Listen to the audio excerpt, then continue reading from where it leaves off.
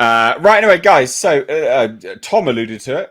Tom, you stole my thunder with this, but let's talk about it. So Blue Beetle is I looking always like seem to do that to you, and I apologize. I know. Well, yeah. Yeah. It's fine. We're on the same wavelength. $30 million opening weekend, and now they're crying about trying to make a trilogy. Their trilogy plans sound like garbage as well, by the way. So $30 million opening. That's an increase from the 12 to $17 million opening it was gonna get. Not good. This doesn't make any sense. And this guy is such a dipshit. The director and Angel Manuel Soto, he is a dipshit. Honestly, the stuff he's saying is nonsense. So he talked about this trilogy he was going to make. Our first movie, the way we wanted to do it, was always with the mentality that we wanted to do two more, at least, and taking the traditional 3-act structure of a story. We wanted our first movie to practically be the first act of a saga. And then it went further. So here we go. Here's a little bit more information. Of course, we can't put everything in one movie. And that's why this is the first act of a bigger saga. There's so much more to be said that I'm really looking forward to saying. We wanted to tell the movie in a way that felt like, what if Latin cinema embraced a superhero film? So we spent time with Jamie and his family. We know what's at stake and how they behave. Is family exclusive to the Latin experience now or some bollocks? What is this? That is, you're not telling me that this is, you're not telling me what you're saying. What if Latin cinema embraced a superhero film? What are you talking about? So they spend time with their family? Most people spend time with their family. What are you doing? Idiot. The Scarab is an intruder. So when it attaches to him and all hell breaks loose, Latin people didn't invent family, just as an FYI. So when all hell breaks loose, the stakes are more personal and you care more. That just sounds like any other movie we've seen. Doesn't it? Am I missing something? No, like it the does. grand reveal. This just sounds like literally every single movie we've seen. Every single This movie. has Hispanic people in it, Mr. H. Wow. Yeah, and then they we say have to go. If we don't support it, we're bad people. Well, we'll get to a little bit more. Well, hopefully the people do show up for it, for at least that community, anyway. Yeah. Well, I mean, look, I'm not going to say you should chirp for it. I think if you like the look of it, go watch it. I think this looks like a very generic superhero film. I'm not going to lie. Look, I was told kids cannot relate to these superheroes unless they look just like them. So this is it almost looks like a Netflix movie or a CW. Well, ironically, it was made to go straight to Max. It was, but it was. I guess it tested better than Batgirl and Aquaman, so they're like, "Well, let's give it a theatrical release." And when faced with the possibility of shit canning it for tax reasons, like Batgirl, they felt confident enough in it that they kept it. Not only that, they kept it at theatrical. The only thing that's weird is when the director asked for some extra money to do some reshoots, they're like, "No, we're good." Apparently, someone contacted me and said that they actually did them now. Oh, maybe. Oh, interesting. So I don't know. Look, I mean, at the end of the day,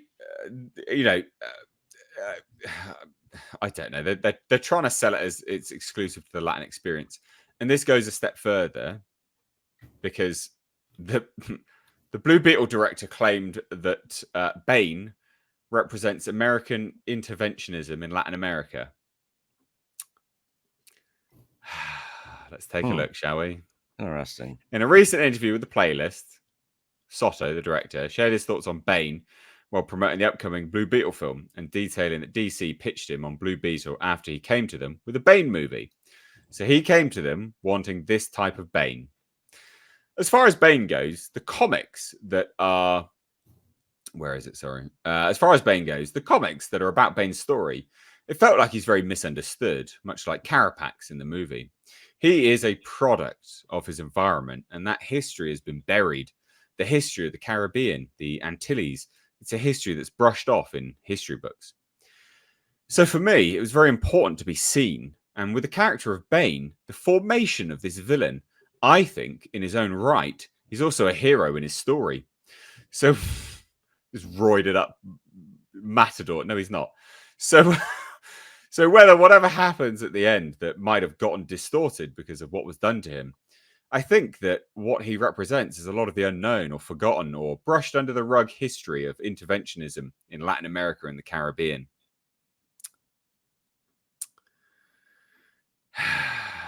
It's not. It's not. That's not at all. It's not at all. And Graham Nolan decided to chime into this. That's a lot of horseshit. That's a lot of horseshit. Wait. It says it again. Too much personal projection. He's correct in that Bane is a product of his environment, but the socio-political extrapolation he's making were never considered during Bane's creation. Why would that be considered? Nobody does.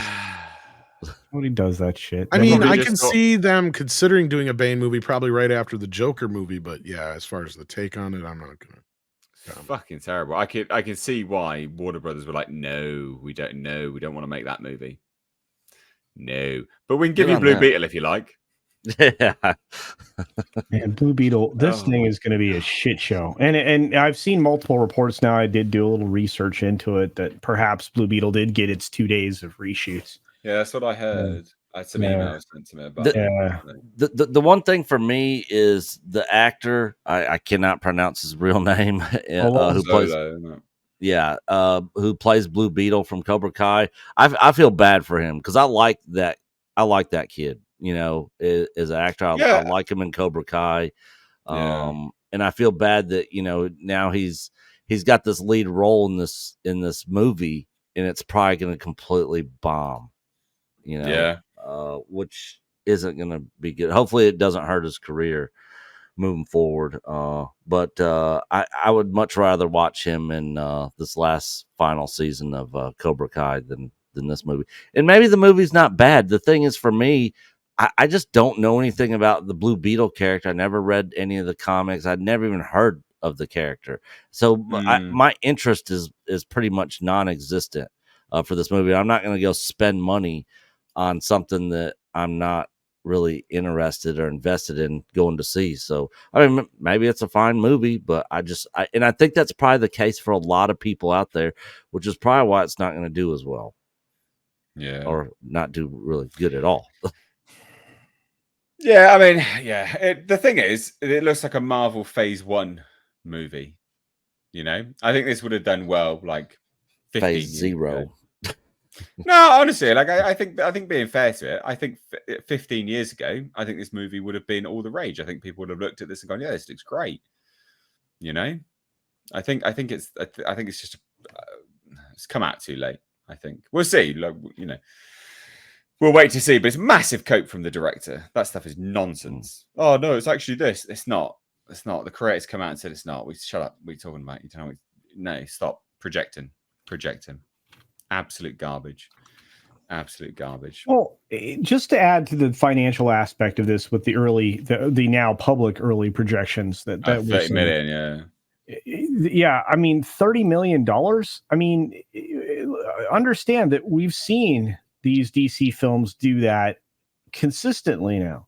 I mean, it is Black Adam, Shazam, Fury of the Gods, et cetera, et cetera. I mean, you're looking at the first weekend for Shazam, Fury of the Gods. That was $30 million. Mm-hmm.